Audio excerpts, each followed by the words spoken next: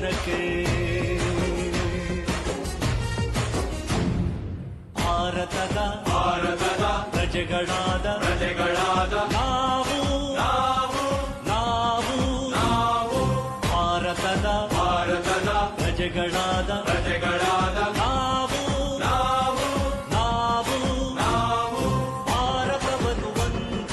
ಭಾರತವನ್ನು ಒಂದು ಸಾರ್ವಭೌಮ ಸಮಾಜವಾದಿ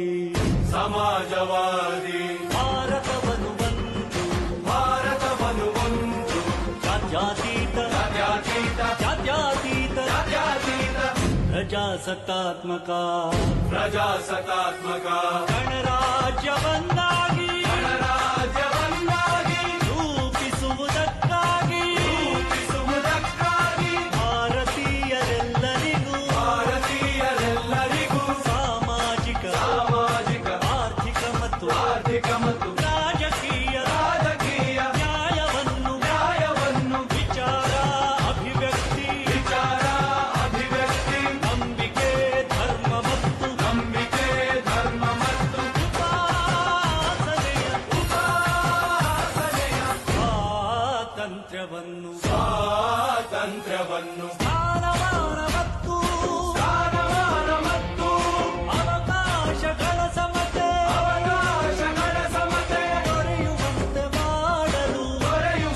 ಮಾಡಲು ವ್ಯಕ್ತಿ ಗೌರವ ದೇಶದ ಏಕತೆ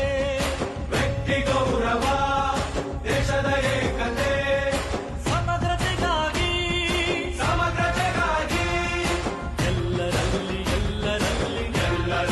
ಎಲ್ಲರಲ್ಲಿ ಭ್ರಾತೃತ್ವ ಭಾವವನ್ನು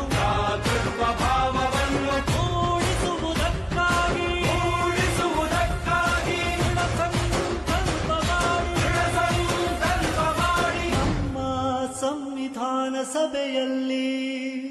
ನಮ್ಮ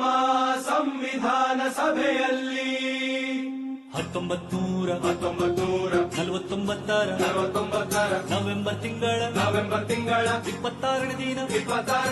ಈ ಸಂವಿಧಾನವನ್ನು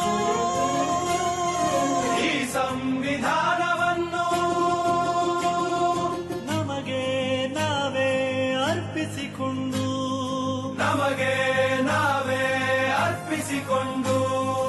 ಅಂಗೀಕರಿಸಿ ಶಾಸನವಾಗಿ ವಿಧಿಸಿಕೊಂಡಿದ್ದೇವೆ.